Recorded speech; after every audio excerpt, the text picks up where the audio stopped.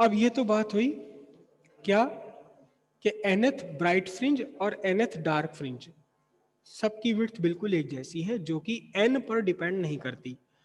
मतलब ये हुआ कि जितनी विड्थ इस पहली फर्स्ट सेकेंडरी मैक्सिमा की है, उतनी ही विड्थ सेकेंड सेकेंडरी मैक्सिमा की है, उतनी ही विड्थ थर्ड सेकेंडरी मैक्सिमा की है, उतनी ही विड्थ किसकी है, फर्स्ट मिनिमा की है, उतनी ही विड्थ सेकेंड मिनिमा की है, उतनी ही विड्थ थर्ड मिनिमा की है। अब यहां एक कंफ्यूजन रह गया कि जो प्राइमरी मिनिमा है इसका क्या करें। प्राइमरी मिनिमा की विड्थ कितनी है? प्राइमरी मिनिमा की विड्थ फाइंड करने के लिए देखो, ऊपर की आधी लोगे डार्क और नीचे की आधी लोगे डार्क। प्राइमरी विड्थ फाइंड करने के लिए क्या, प्राइमरी प्राइमरी मैक्सिमा कहां से कहां तक है, इसके ऊपर वाला आधा डार्क और इसके नीचे वाला आधा डार्क, ये ले लोगे पूरा का पूरा। समझे? तो अब आपको क्या करना पड़ेगा, अब आपको ये फर्स्ट मिनिमा की पोजीशन जो है एक तरफ, उसमें ऐड करना पड़ेगा दूसरी तरफ वाली फर्स्ट मिनिमा की पोजीशन। अलग तरीका है इसको फाइंड करने के लिए। आपको यहां से यहां तक का लेना है, तो ये क्या है, ये बीचों बीच का पार्ट, इसका central part of first minima क्या है, पोजीशन ऑफ फर्स्ट मिनिमा। ये पोजीशन ऑफ फर्स्ट मिनिमा, यानी किसी भी एक साइड जो पोजीशन ऑफ फर्स्ट मिनिमा है उसका दुगना करना पड़ेगा आपको। जितना ऊपर होगा मिनिमा उतना ही नीचे होगा। ऊपर वाले मिनिमा का अभी आधा लेना, नीचे वाले मिनिमा का भी आधा लेना। तो फिर अब आपको क्या करना पड़ेगा, आपको आपको फाइंड प्राइमरी मिनिमा, और सॉरी प्राइमरी मैक्सिमा की विड्थ कैसे फाइंड करेंगे हम, विड्थ ऑफ प्राइमरी मैक्सिमा कितना होगा, 2 into position of first minima in either side, किसी भी एक साइड का फर्स्ट मिनिमा का कर लो। तो मैं इसको बीटा लिख रहा हूँ, इजिकस टू बीटा सी लिख देता हूँ मैं, सेंट्रल बीटीमा। 2 into position of first minima क्या है देखना बजरा, पोजिशन ऑफ मिनिमा कितना होता है, पोजिशन ऑफ मिनिमा ये है। इसमें फर्स्ट मिनिमा की पोजिशन फाइंड करने के लिए एन की वैल्यू 1 रखनी पड़ेगी हमें। This is the position of nth minima. तो फर्स्ट मिनिमा की पोजिशन फाइंड करने के लिए एन की वैल्यू क्या रखनी पड़ेगी, 1 रखनी पड़ेगी। क्या करें हम देखना, 2 इंटू 1 माइनस 1 बाई 2 और डी लैम्डा बाय डी। देखना जरा देखना, ये 2 1 जा 2, 2 में से 1 गया 1, तो 1 by 2 d lambda by d, और ये वाला 2 तो यहां रखा हुआ है ही, तो कितना हो गया, सेंट्रल मैक्सिमा की विड्थ भी कितनी हो गई, डी लैम्डा बाय डी। तो अब रिजल्ट क्या निकल कर आया, रिजल्ट ये निकल कर आया क्या, विड्थ ऑफ प्राइमरी मैक्सिमा, ठीक है, equal width of any of secondary maxima is equal to width of, नहीं बल्कि मैं मैक्सिमा मिनिमा यूज नहीं करूंगा यहाँ, मैक्सिमा मिनिमा तो हम उसके लिए यूज करते हैं ब्राइट डार्क के लिए, यहाँ यूज किया जाएगा फ्रिंज, यहाँ वर्ड यूज किया जाएगा फ्रिंज।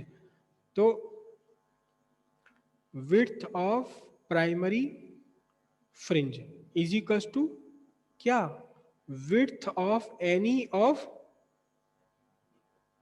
सेकेंडरी, सेकेंडरी क्या, bright fringe is equal to क्या, width of any of dark fringe. Primary fringe भी सेकेंडरी फ्रिंज भी सेकेंडरी में सब कुछ, सबकी विड्थ यहाँ बिल्कुल एक जैसी है। जितनी विड्थ प्राइमरी फ्रिंज की है, सेंट्रल मैक्सिमा की है, उतनी ही फर्स्ट मैक्सिमा की, उतनी ही सेकंड सेकेंडरी मैक्सिमा की, उतनी ही थर्ड सेकेंडरी मैक्सिमा की, और उतनी ही विड्थ क्या है किसी भी एक मिनिमा की, फर्स्ट मिनिमा की भी, सेकंड मिनिमा की भी, थर्ड मिनिमा की। सबकी विड्थ कैसी है यहाँ, बिल्कुल आइडेंटिकल है, सेम है। और कितना है, कुल मिलाकर है D lambda by D. Question में अक्सर जो ये क्वेश्चन आता, बहुत इंपॉर्टेंट क्वेश्चन है, बहुत इंपॉर्टेंट क्वेश्चन है, हर दूसरे तीसरे साल घूम फिर के क्वेश्चन रखा हुआ होता है यंग्स डबल स्लिट एक्सपेरिमेंट पर। इसमें आपको क्या करना होता है, पहले तो आपसे पूछा कराया जाता है फ्रिंज विड्थ की डेरिवेशन, और साथ में ये भी कहा जाता है क्या, कि शो करो कि सेंट्रल मैक्सिमा और एनी ऑफ सेकेंडरी मैक्सिमा और डार्क सबके सब एक जैसे हैं। तो आपने कर ही दिया शो वो सारा। कैसे कैसे फाइंड करना पड़ेगा, 3 बार। एक बार तो आप मैक्सिमा एनएस मैक्सिमा की विड्थ फाइंड करेंगे, फिर एनएस मिनिमा की विड्थ फाइंड करेंगे, और एक बार फिर सेंट्रल मैक्सिमा की विड्थ फाइंड करेंगे। सबका फॉर्मूला बिल्कुल एक सा निकल कर आएगा, सारे के सारे सेम है। अब इसके बाद इसमें अक्सर क्वेश्चंस दिए जाते हैं। क्या क्वेश्चन दिया जाता है आपको, क्वेश्चन ये दिया जाता है कि ये इस पूरे प्रैक्टिकल में, इस पूरे एक्सपेरिमेंट में अगर लाइट बदल दें तो क्या होगा। मतलब एक बार आपने इस पूरे एक्सपेरिमेंट को किया रेड कलर की लाइट से, अगली बार किया आपने ब्लू कलर की लाइट से, तो बताओ अब क्या डिफरेंस पड़ेगा फ्रिंज विड्थ में। अब क्या डिफरेंस पड़ेगा फ्रिंज विड्थ में। सारे आंसर यहीं के ही इस फॉर्मूले के अंदर है। सबसे पहली बात तो यह है, ध्यान दीजिए, beta inversely proportional to d. D कौन सा है, डी क्या चीज है, डी है आपकी S1 और S2 के बीच का डिस्टेंस। S1 और S2 के बीच का डिस्टेंस है डी। जितना छोटा होगा ये डिस्टेंस, यानी S1 और S2 स्लिट्स जितनी पास होंगी, देखो इन स्लिट्स की पोजीशन क्या है, देखो ये जैसे मेरी उंगलियां है, ठीक है, ये उंगलियां, ए एक स्लिट कौन सी, एक स्लिट ये रही, ये S1 और ये स्लिट S2, इनके बीच का जो डिस्टेंस है ये होगा डिस्टेंस क्या, डी डिस्टेंस। ठीक, ये स्लिट्स है मेरी, एक स्लिट ये एक स्लिट ये, इनके बीच का डिस्टेंस डी डिस्टेंस। अगर मेरी तो उंगलियां बड़ी मोटी मोटी चौड़ी चौड़ी हैं, कोई लड़की अगर ऐसे अपना हाथ करेगी तो उसके बीच की ये डिस्टेंस कम हो जाएंगी ना। डिस्टेंस कम होने का मतलब दोनों स्लिट्स अगर पास पास हो जाए, तो जितना ज्यादा पास हो जाएंगी उतनी ही ज्यादा ब्राइट, सारी की सारी फ्रिंज विड्थ उतनी ही ज्यादा वाइड हो जाएंगी, विड्थ उनकी बढ़ जाएगी। ठीक है, अब इसी में एक क्वेश्चन ये आता है कि अगर इन दोनों स्लिट्स को बहुत पास ले लिया जाए, बहुत बहुत पास ले लिया जाए, तो पूरा का पूरा फ्रिंज पैटर्न ही गायब हो जाता है। अगर इन फ्रिंजेस को जरूरत से ज्यादा पास पास ले लिया जाए तो पूरा फ्रिंज पैटर्न ही खत्म हो जाएगा।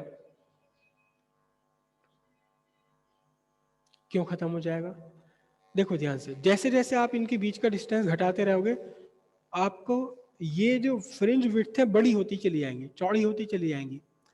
अगर आपने बहुत ज्यादा पैट बहुत बहुत कम डिस्टेंस ले लिया S1 S2 के बीच में, तो इतना भी पॉसिबल है, ऐसा भी पॉसिबल है कि ये जो प्राइमरी मैक्सिमा है ये बढ़ते बढ़ते पूरी स्क्रीन पर केवल प्राइमरी मैक्सिमा रह जाए।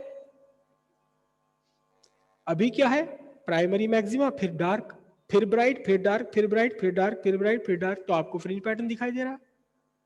अगर आपने डी की वैल्यू कम कर दी तो ये भी चौड़ाई बढ़ जाएगी, ये वाली भी चौड़ाई बढ़ जाएगी, ये वाली, यानी कि अगर थर्ड सेकेंडरी मैक्सिमा यहां आ रहा है तो डी कम करने पर थर्ड सेकेंडरी मैक्सिमा और ऊपर जाएगा यहाँ, क्योंकि सभी बढ़ जाएंगे बिट्स में। आपने और डी की वैल्यू कम करी तो ये और बढ़ गई और बढ़ गई। अगर बहुत कम कर ली तो ऐसा भी कंडीशन आ सकती है कि आपने जितनी बड़ी स्क्रीन ले रखी उस पूरी स्क्रीन पर केवल क्या रह जाए, केवल प्राइमरी मैक्सिमा रह जाए, तो पूरा फ्रिंज प्रिंट खत्म, पूरा फ्रिंज पैटर्न डिसअपियर हो जाएगा। जब मतलब डिसअपियर क्यों हो जाएगा, क्योंकि आपकी स्क्रीन के बाहर निकल गया पूरा। इसके बाद इसके अगेंस्ट अगर आपने S1 S2 के बीच का डिस्टेंस काफी बड़ा रखा हुआ है, अगर आपने ये बड़ा रखा हुआ है तो क्या होगा, ये फ्रिंजेस पतली पतली फ्रिंजेस बनेगी। ध्यान से देखिए, अगर डी की वैल्यू बढ़ी है, काफी ज्यादा है, तो बीटा की वैल्यू कम हो जाएगी। एक्चुअल में ये जो डी की वैल्यू है ना, ये बस मिलीमीटर में होती है, आधा मिलीमीटर, 1 मिलीमीटर या 1/4 मिलीमीटर।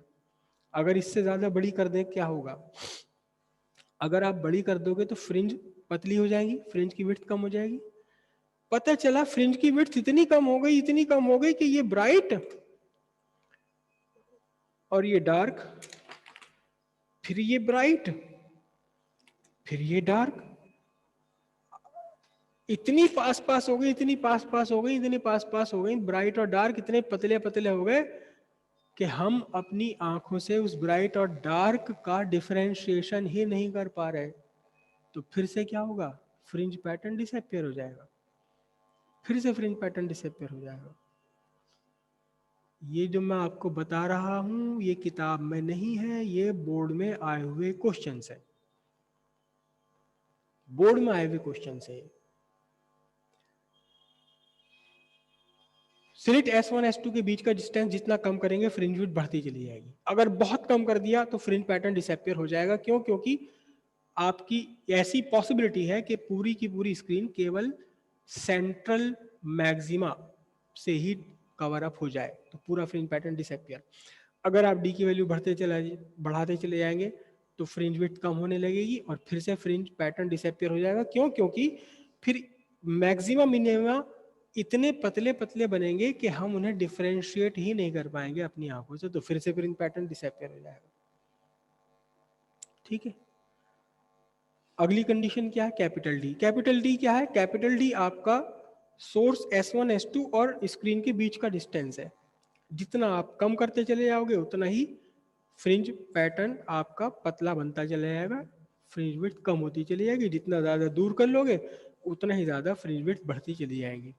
और प्रैक्टिकली ये प्रैक्टिकल मैंने कई बार करके देखा हुआ है, S1 S2 के बीच का डिस्टेंस मिलीमीटर होता है, 1 मिलीमीटर, आधा मिलीमीटर बस। और जबकि ये वाला जो कैपिटल डी है, कैपिटल डी रखना पड़ता है पूरी की पूरी हॉल की लंबाई के बराबर। मतलब S1 S2 में यहाँ रखी, मैंने यहाँ खड़ी, तो सामने वाले स्क्रीन पर, सामने दीवार पर आपको पैटर्न बना हुआ दिखाई देगा।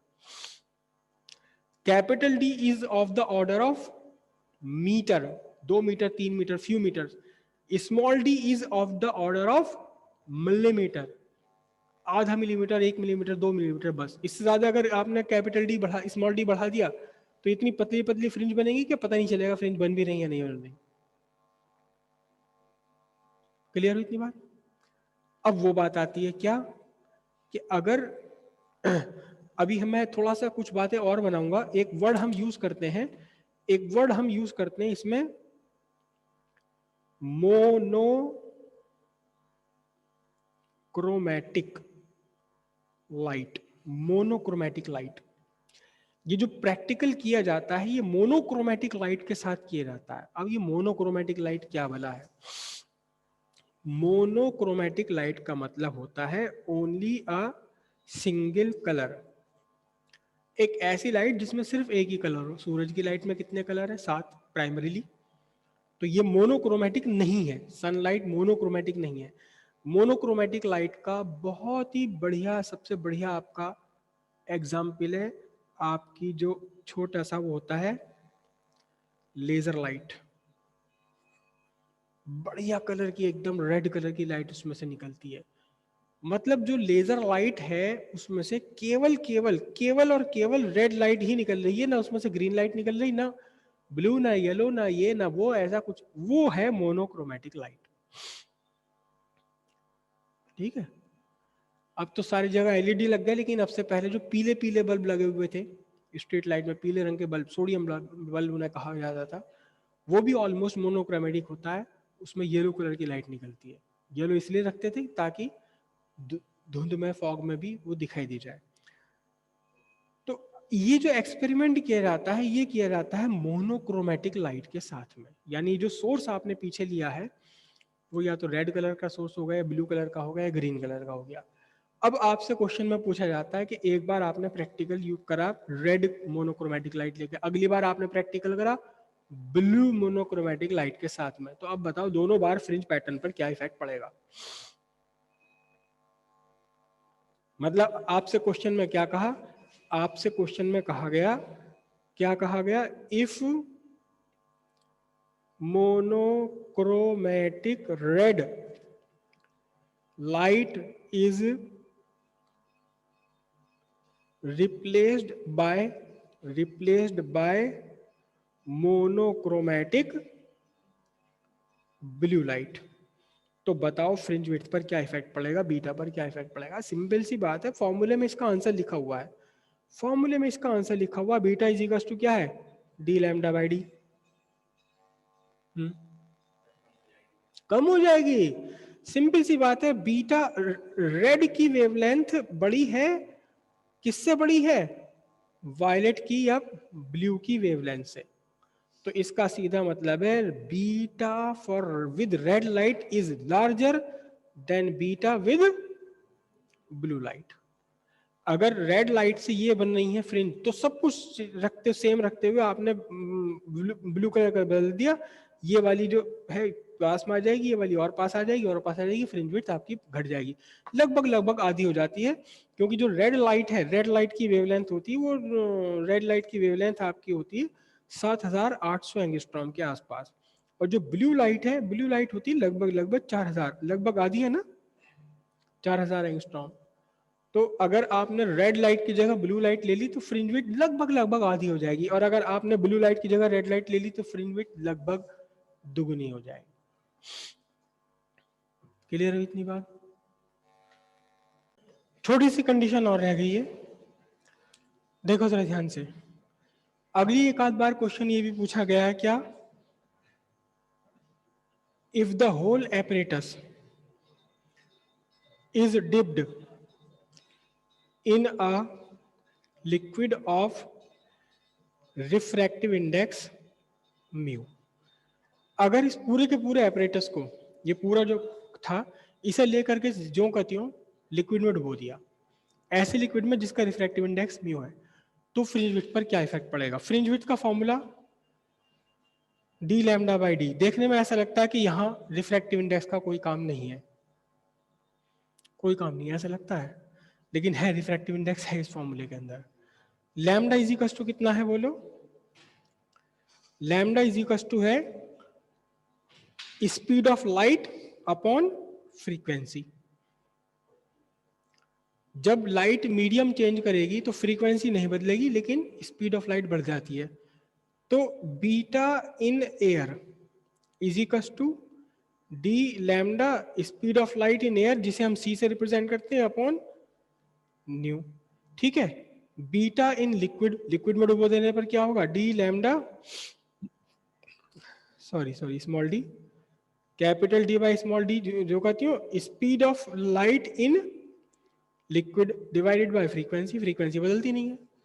तो अब beta air upon beta liquid is equal to कितना होगा बोलो? C upon velocity in liquid. और याद करो, speed of light in free space और air divided by speed of light in medium, it is equal to what? Refractive index. तो इसलिए beta in liquid is equal to हो जाएगा beta in air upon refractive index. जो भी refractive index हो यानी कम हो जाएगी, क्योंकि अपॉन में आपका रिफ्रैक्टिव इंडेक्स आएगा। रिफ्रैक्टिव इंडेक्स किसी मीडियम का 1 से ग्रेटर होता हमेशा, तो इसलिए लिक्विड में डुबोने पर फ्रिंज विड्थ घट जाएगी। कितनी घट जाएगी? 1 बाय म्यू टाइम्स हो जानी है। ठीक है।